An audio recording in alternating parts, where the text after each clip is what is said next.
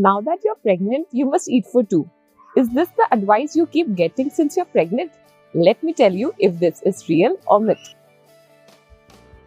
So pregnancy does mean that you need good nutrients and nourishment for your growing baby. You must eat well and not overeat yourself. For those moms who face severe nausea and cannot eat much, even they produce healthy babies, as our body already has its reserve to nourish the growing baby. You must eat well, stay hydrated, and most importantly, eat in small intervals. Don't overstuff yourself because this can make you obese and attract gestational diabetes in few moms.